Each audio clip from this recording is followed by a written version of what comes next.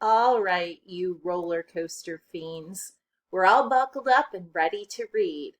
As we go through each reading activity, you will notice that there are stop points along the way.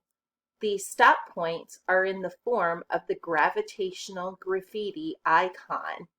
After you read two sections, what we're going to ask you to do is we're going to ask you to pull out a word or two and place it on your graffiti board. You can get to your graffiti board by clicking this gravitational graffiti icon. Once there, it's going to take you to a screen that looks similar to mine. You're going to add your name in the upper right-hand corner, and then you're going to add either a word or a picture that symbolizes something that you read in those two sections. I would try to choose one word or phrase from each section. All of these words in the end will become one coherent roller coaster.